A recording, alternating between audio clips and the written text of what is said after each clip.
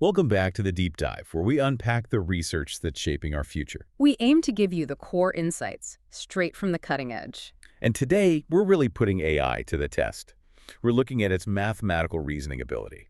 Yeah, the big question now isn't just if AI can do math it's learned, but can it generate new mathematical knowledge?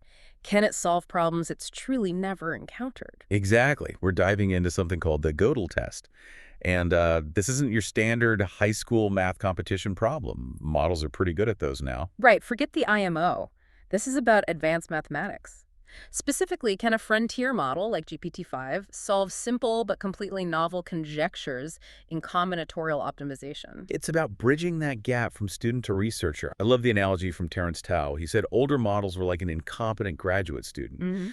But maybe GPT-5 is now reaching the level of a mediocre but not completely incompetent graduate student. Ah, yes. A bit harsh, perhaps, but it captures the idea. Can it actually contribute something, even if imperfectly? That's what the Gödel test aims to find out. So let's set the scene. The test used 5 brand new conjectures, all in this area called submodular maximization. Which sounds niche, and it is, but it's actually super important in AI itself. Think resource allocation, feature selection in machine learning. It pops up everywhere. Okay, and these conjectures were deliberately chosen, right? Absolutely. The key was novelty. They had to be simple enough that, a sharp PhD student could potentially solve them in a day. But complex enough, or rather know enough, that the answers weren't just floating around in GPT-5's training data. Exactly. No cheating by memorization. Pure reasoning was the goal. All right, before we get to the results, maybe a quick primer on submodular functions. What are we dealing with? Sure, so you start with set functions, basically, assigning a value to a group of items. A simple case is a modular function. Like adding money. Another dollar is always another dollar's worth. Precisely. The value of adding something doesn't depend on what's already there. Submodular functions are kind of the opposite in spirit. They show diminishing returns. Okay, the classic example. Think about features for a machine learning model, or maybe items like a computer and a tablet. Adding a tablet when you already have a computer gives you less extra utility than adding that tablet if you had nothing. They substitute for each other. Got it. Diminishing marginal gains. That's the core idea. And the test often uses the continuous version, DR submodular functions. That just lets us use tools from calculus and continuous optimization, which are very common in AI algorithms. Makes sense.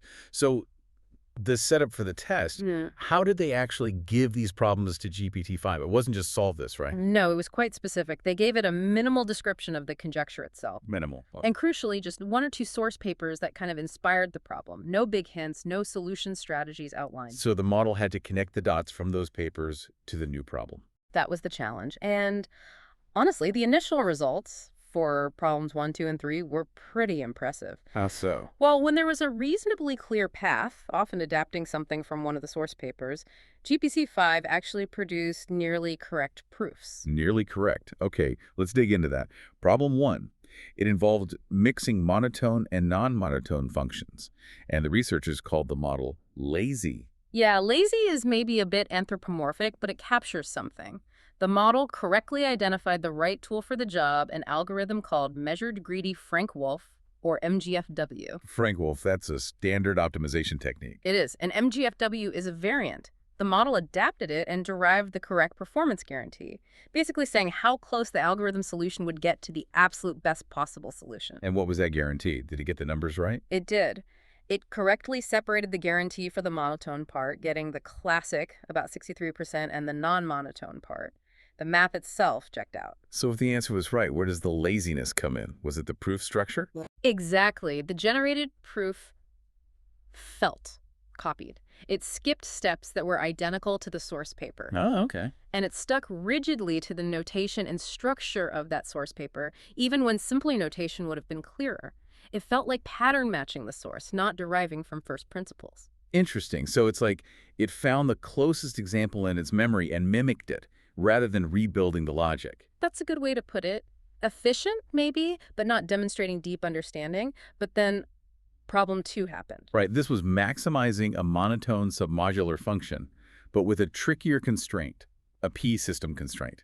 This is where things got unexpected. Totally unexpected, because here, the model didn't just solve the problem, it actually refuted the original conjecture made by the human researchers. Whoa, okay, explain that. What's a P system? It's a generalization of a common constraint structure called a matroid. Think of matroids as representing simple independence, like selecting linearly independent vectors. A P system is like having P layers of these constraints, more complex. And the goal wasn't just to maximize the function. No, it was what's called a bicriteria approximation. You're juggling two things: getting a high value, close to optimal, but also ensuring your solution doesn't violate the constraint too badly. There's a trade-off. How much quality do you sacrifice for feasibility? Exactly. The model had to figure out that relationship. It used a multi-pass greedy approach. And what did it find? It derived a specific mathematical bound for how the infeasibility grows logarithmically based on that parameter p. And when the researchers checked this derivation, it was correct. And it was different from their own initial hypothesis. So GPT-5 found a valid, novel mathematical result. It did. It understood how the algorithm interacted with the constraint parameter p through multiple iterations. The proof involved analyzing a recurrence relation correctly. That's genuinely impressive. That's not just pattern matching. No, that feels like genuine mathematical reasoning building on the provided context, a definite step up from the laziness of problem 1. Okay, let's keep going. Problem 3 involves something called a gamma-weakly GR submodular function. More Greek letters. Yes. The gamma here is important. It's a parameter between 0 and 1 that basically dials down the submodularity. It weakens the diminishing returns property. Gamma at U1 is standard DR submodularity. So it's like a dimmer switch for that core property. Good analogy. And this tests if the model understands how changing that continuous parameter gamma affects the outcome of an optimization algorithm. Could it? Yes. It correctly used a Frank-Wolf variant again and derived the approximation guarantee. And crucially, the final formula included the gamma factor exactly where it should be. So it showed the guarantee gets weaker as gamma gets smaller. Precisely. It scaled the classic $1 meaty result by gamma. If gamma $u, you get the standard bound back. This showed it could handle how a continuous parameter propagates through an existing analysis structure. That seems like another solid point for the model's capabilities. Understanding scaling. Definitely competent adaptation. The only slight criticism here was minor. It unnecessarily restricted its analysis to a certain type of feasible set, maybe echoing some older papers it had seen. A small residual reliance on specific training examples, perhaps. Okay, so far we have competent adaptation, sometimes lazy, sometimes demonstrating real scaling understanding, and even one case of genuine originality refuting a human conjecture. But then we hit problems 4 and 5. And this is where the story turns. This is the wall, the synthesis barrier. Synthesis, meaning? Meaning combining ideas or techniques from multiple distinct sources or papers. When the problem required knitting together concepts that didn't already live together in a single source paper, performance just collapsed. The mediocre grad student became incompetent again. Pretty much. Problem 4 is a prime example. It needed to combine two different ideas: monotonicity and that gamma-weak submodularity we just discussed. Two separate concepts, needing one coherent analysis. Yes. And GPT-5. Well, it tried. It generated a very long, very complex-looking proof using a randomized greedy algorithm. It even produced a final formula for the approximation bound. But it was wrong. What went wrong in the implementation or the math? Fundamentally wrong. There were multiple errors, but a real smoking gun was its misuse of something called the Laveaux extension. Okay, what's that? It's a powerful tool in this field. It lets you take a function defined on discrete sets and create a related continuous function you can analyze with calculus. Very useful. But there's always a but. It only works mathematically if the original function is properly submodular. And here the function was weakly submodular because of the gamma factor. Exactly. So trying to apply the Laveaux extension was just invalid. It showed a deep misunderstanding of the conditions required for the mathematical tool to work. It wasn't just a slip-up. It was using the wrong tool entirely because it didn't grasp the underlying assumptions. That's a major conceptual failure, much worse than skipping steps. Much worse. And problem 5 was arguably even more catastrophic. This involved a weakly submodular function again, but over a matroid intersection constraint. Intersection, meaning two constraints at once. Yeah, like needing a solution to satisfy, say, two different budget constraints simultaneously. It makes the structure much tighter. And GPT-5's approach. Intriguingly, it suggested the correct algorithm, the residual random greedy approach, which the researcher suspected was the way to go. So algorithm selection, check. But the analysis. Complete failure. Just fundamentally flawed mathematics. Where did the error lie this time? In the architecture of the proof. It was in understanding the impact of the dual constraints. When you analyze these greedy algorithms, you often compare your current solution to the optimal one, OPT. You look at how options get removed or blocked. Oh, wait. With a single matroid, the set of things blocking you from adding a new element is usually small. But with two matroids intersecting, the geometry changes. The blocking set needs to account for both constraints simultaneously, so it tends to be larger. Meaning the available good stuff in the optimal solution disappears faster. Precisely. The model's analysis failed to account for this. It assumed the remaining optimal solution size decreased slowly, like in the single constraint case. But with two constraints, it can shrink much faster. So its entire calculation of the approximation ratio was based on a wrong model of the problem structure. Utterly wrong. The final ratio it derived, something like gamma plus 222, was meaningless because the combinatorial argument underneath was broken. It confirmed the researcher's suspicion that this analysis was genuinely hard. Wow. Okay, so let's synthesize this. GPT-5 shows clear progress, right?